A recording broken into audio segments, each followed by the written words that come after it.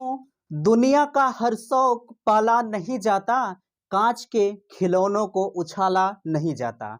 आप मेरी बातों को थोड़ा सा गौर करेंगे। कहना है कि दुनिया का हर शौक पाला नहीं जाता, कांच के खिलौनों को उछाला नहीं जाता, मेहनत करने से मुश्किल हो जाती है आसान। कहना है कि मेहनत करने से मुश्किल हो जाती है आसान, क्योंकि हर काम को तकदीर पर टाला नहीं जाता, हर काम को तकदीर पर टाला नहीं जाता। दोस्तों, आपका बहुत बहुत स्वागत है, अभिनंदन है आपके अपने YouTube channel Aryan institute Allahabad में। दोस्तों, जैसा कि आप जानते हैं कि आज हम फिर आपसे बात करने वाले हैं यूपी डीएलएड ऑनलाइन एडमिशन प्रक्रिया जो आपकी चल रही है, उसी पर आज हमारा चर्चा का विषय है। आपका बार बार कमेंट आ रहा था, हमें बेवश होकर आपको वीडियो देना पड़ता है यूपी डीएलएड ऑनलाइन प्रक्रिया पर। ठीक ना, आप कहते हैं कि सर आप बार बार एक ही बात को चर्चा करते हैं। देखिए भैया, आप अगर हमसे पूछेंगे तो एक टीचर का यही धर्म होता है, ये फर्ज होता है कि अपने बच्चों को संतुष्ट करना। बोर्ड पर थोड़ी सी लाइट आपको अधिक नजर आ रही होगी, क्योंकि रूम में लाइट ज़्यादा लग गई है, इसलिए कहीं कहीं आपको ज़्यादा फोकस लग रहा होगा। ठीक ना, देखिए आपके सामने लिखा है कि आज जारी होगा प्रथम राउंड काउंसलिंग का अलॉटमेंट लेटर। आपको पता है कि आपकी जो काउंसलिंग प्रक्रिया चल रही थी, उसका रिजल्ट आज आपको शाम तक जारी हो जाएगा। ठीक ना, ये आपको बहुत अच्छी तरह से पता है। आप जाएंगे साइबर कैफ पर, वहां से आप अपने अलॉटमेंट लेटर को प्रिंट करेंगे। लेकिन कंडीशन आपके सामने ये है कि प्रिंट आपका लेटर तभी होगा जब आप 10,000 रुपये का पेमेंट करेंगे तब। ऐसा नहीं है कि आप स्क्रीनशॉट मार के फ़ोन में रख लेंगे, आप लेके चले जाएंगे कॉलेज में, आपका एडमिशन हो जाएगा, बिल्कुल नहीं। ठीक ना, आपको 10,000 का पेमेंट करना होगा। बिना 10,000 का पेमेंट किए आपका अलॉटमेंट लेटर का जो है कंप्यूटराइज प्रिंट नहीं हो पाएगा। ठीक ना, रही बात, आप लोगों ने कहा था कि अगर हम 10,000 रुपये पेमेंट कर देते हैं तो क्या वह रिफंड होगा। तो बिल्कुल मैं आपको बताना चाहूँगा, मैं बार बार यही आपसे बता रहा हूँ एक ही बात को, कि अगर आपने एक बार 10,000 रुपये का पेमेंट कर दिया है और आपका कॉलेज अलॉट हो गया है, अलॉट होने के बाद ही मान लीजिए आपका पेमेंट होगा, तो उस कंडीशन में आपका 10,000 रुपये रिफंड नहीं होगा। हाँ, रिफंड आपका तब होगा जब आपका प्रथम राउंड की काउंसलिंग में आपका कॉलेज नहीं अलॉट हुआ है। पहली बात तो आप फीसें नहीं जमा करेंगे। ठीक ना, पहली बात तो आप फीसें नहीं जमा करेंगे जब आपका कॉलेज नहीं अलॉट होगा, तो फीस जमा करने का कोई मतलब ही नहीं है, तो रिफंड होने की बात ही अलग है। हाँ, सपोज दैट जैसे आपने कॉलेज को लॉक कर दिया 10,000 रुपये पेमेंट करके, किसी कारणवश आप डीएलएड नहीं करना चाहते हैं, तो उस कंडीशन में आपका 10,000 रुपये रिफंड नहीं होगा। चलिए, अब इस पर हम बात नहीं करेंगे। आगे आपके सामने लिखा है कि यदि प्रथम राउंड में कॉलेज न मिला हो तो क्या करें। बहुत से भाई हमारे ऐसे हैं कि उन्हें कॉलेज अलॉट नहीं हुआ है। कुछ लोग चाह रहे थे कि हमें डायट कॉलेज मिले, बट हमने आपको बताया था कि डायट कॉलेजों की संख्या जो है 67 है और उसमें सीटों की संख्या 10,600 है। तो अगर उन्हें बहुत से बच्चों ने सारे डायट कॉलेज को ही चॉइस फिलिंग में लॉक किया था, तो उन्हें किसी कारणवश डायट कॉलेज नहीं मिल पाया। ठीक है, तो जाहिर सी बात है कि वो प्रथम राउंड काउंसलिंग में उनका अलॉटमेंट नहीं हुआ होगा। जिनकी रैंक 26,000, 27,000 या 22,000 रही होगी, अगर उन्होंने अपने डाइट को अलॉट किया होगा तो उनको कॉलेज नहीं मिला होगा। ठीक ना, तो उस कंडीशन में उन्होंने हमसे कहा कि यदि हमें फर्स्ट राउंड में कॉलेज नहीं मिला तो अब हम क्या करें। तो मैं आपको बताना चाहूँगा कि अगर आपको फर्स्ट राउंड में कॉलेज अलॉट नहीं हुआ है, तो उस कंडीशन में आपकी जो सेकंड राउंड की काउंसलिंग स्टार्ट होने वाली है, आपके सामने लिखा है 25 सितंबर से 27 सितंबर तक जो प्रक्रिया सेकंड राउंड में चलेगी, वो फर्स्ट राउंड में जितने भी अभ्यर्थी बचे हैं जिनको कॉलेज नहीं अलॉट हुआ है, वो सेकंड राउंड की काउंसलिंग में पार्टिसिपेट कर सकते हैं। ठीक ना, हाँ, लेकिन आपको अगर फर्स्ट राउंड में कॉलेज अलॉट हो गया है, अगर आप चाहते हैं कि मैं फर्स्ट राउंड से अपने सेकंड राउंड में भी कॉलेज को अलॉट कर दूं, तो यह प्रक्रिया आपके लिए नहीं है। जो कॉलेज अलॉट हो गया है आपको उसी कॉलेज में जाना होगा, अदरवाइज आपको कॉलेज नहीं मिलेगा। ठीक ना, आप बात को समझ गए। चलिए, देखिए, हाँ, तो इस पे एक बार थोड़ा-सा फिर से ध्यान देंगे। अगर आपको कॉलेज नहीं मिला है, तो आप 25 से 27 तारीख की जब काउंसलिंग स्टार्ट होगी, तो आप उसमें कॉलेज को लॉक कीजिएगा। देखिए, कॉलेज को लॉक करने की कोई लिमिटेशन नहीं रखी गई है, कोई सीमा नहीं है।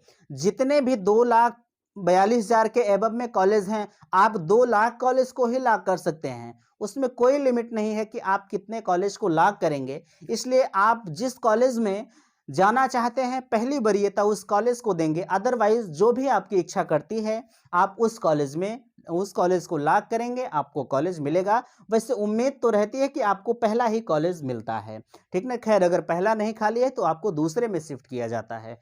चलिए, आप लोगों का बहुत सारा डिमांड आ रहा था। हमने एक डायरेक्ट एडमिशन पे आपको वीडियो दिया हुआ था।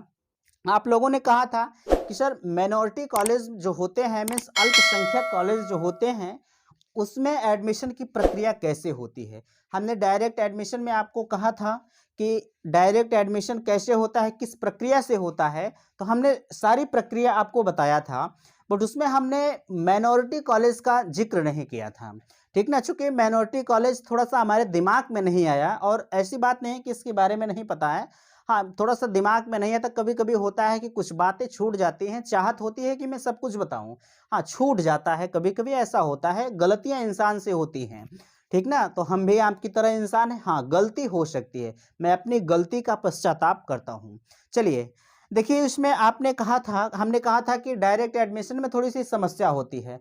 कुछ भाई जो जो ऑनलाइन नहीं कर पाए हैं, जो रजिस्ट्रेशन वगैरह कुछ नहीं किए हैं, वो अगर डीएलएड करना चाहते हैं, तो वो बार-बार कमेंट बॉक्स में आते हैं। वो कहते हैं कि सर, हम जो है अगर माइनॉरिटी कॉलेज से डायरेक्ट एडमिशन लेना चाहें तो हमें समस्या क्या होती है, ठीक ना? तो देखिए, माइनॉरिटी कॉलेज आपका वो होता है जैसे अल्पसंख्यक कॉलेज होते हैं, तो उसमें आपको डायरेक्ट एडमिशन मिलता है विदाउट रजिस्ट्रेशन के, ठीक ना? लेकिन कंडीशन इसमें ये रखी जाती है कि ऐसा नहीं है कि अगर कोई कॉलेज है, उसमें 100 सीटें हैं, तो 100 की 100 सीटें पूरी जो है ये कॉलेज वाले ही भरेंगे, नहीं। उसमें लिमिटेशन ये होती है कि 50% सीट जो है, 50% सीटें जो है वह पीएनपी की तरफ से भरी जाती हैं, और 50% सीटें जो है वह कॉलेज की तरफ से भरी जाती हैं, ठीक ना? 50% सीटें वो आपकी ऑनलाइन प्रक्रिया के आधार से बच्चे आते हैं, और 50% सीटें ये कॉलेज वाले खुद अपना भरते हैं, ठीक ना? रही बात इसमें फीस वगैरह की, तो देखिए, इसमें अगर आप ऑनलाइन नहीं भी किए हैं, तब भी एडमिशन होता है, ठीक ना? एडमिशन आप ले सकते हैं, लेकिन मैं ये नहीं कहता हूं कि आप एडमिशन ले ही लें, क्योंकि इसमें एक चीज जानते हैं कि अगर आपकी आर्थिक स्थिति थोड़ी सी डैमेज होती है, ठीक नहीं होती है, तो यहाँ से डोनेशन फीस इन लोगों की बहुत ज़्यादा होती है, जो बच्चे डायरेक्ट आते हैं।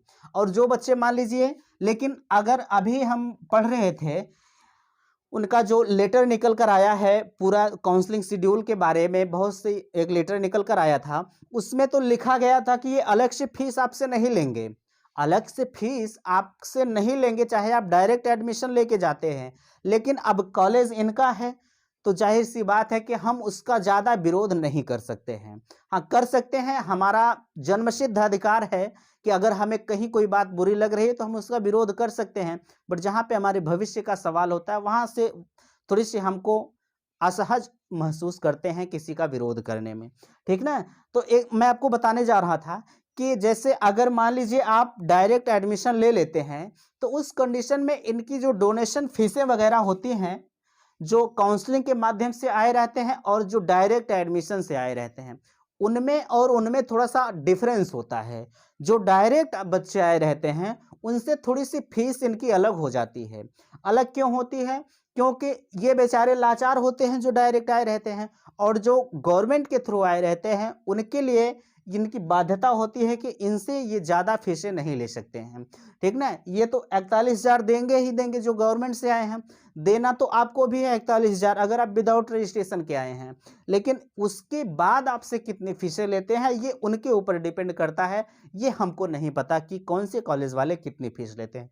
अब फीस के बारे में मत कहिएगा, लेकिन एक चीज़ जान लीजिएगा, जो प्राइवेट कॉलेजों फीस होती है वह 41,000 रुपये होती है टोटल, ठीक ना। उसके बाद वो क्या लेते हैं वो उनका काम है, मेरा काम नहीं है कि मैं आपको फीस का जो है बताऊं कि वो कॉलेज कितने फीस लेते हैं, वो कॉलेज कितने फीस लेते हैं, ठीक ना। इतना आप समझ गए। अब एक चीज छोटी सी बात मैं और आपको शेयर करना चाहूंगा कि देखिए यहाँ हमने लिखा है कि जो आपका सेकेंड राउंड की काउंसलिंग है, फर्स्ट राउंड की काउंसलिंग तो समाप्त हुई, आज उनका रिजल्ट आ जाएगा, ठीक ना। आज शाम तक उनका रिजल्ट अभी घोषित हो जाएगा, ठीक ना। तो यहाँ आप देख रहे हैं 25 सितंबर से 27 सितंबर तक आपकी जो सेकेंड राउंड की काउंसलिंग है वो स्टार्ट होने वाली है, आपको पता है। और इसमें जो आपकी रैंक है वह 30,000 से 1 लाख तक रखी गई है, ठीक ना। 30,000 से आप यहाँ स्पष्ट तौर पर देख रहे हैं 30,000 से 1 लाख तक इनकी रैंक रखी गई है ना, सेकेंड राउंड की 25 से 27 के बीच में। हालांकि इसकी चर्चा मैंने बहुत अच्छी तरह से किया है, लेकिन आप मेरे दिमाग में ये होता है कि मैं आपको बहुत अच्छी तरह से बताऊं, कदम दर कदम मैं आपसे मिलाकर चलूंगा, ये मेरा वादा है, ठीक ना। इसीलिए मैं कहता हूं कि आप मेरे साथ जुड़े रहें, 100% सफलता आपके कदम चूमेगी, ये मेरा वादा है, ठीक ना। तो ये मैं क्यों बता रहा हूं, मैं इसलिए आज आपको बता रहा हूं कि जो बच्चे अगर मान लीजिए किसी कारणवश वो भूल गए हों, तो अगर आज वीडियो वो देखते हैं तो उनको याद हो जाएगा कि हाँ मेरी काउंसलिंग 25 से है, मैं सेकंड राउंड का स्टूडेंट हूं। आप रैंक कार्ड निकलवाए होंगे, रैंक कार्ड के माध्यम से आप देख सकते हैं।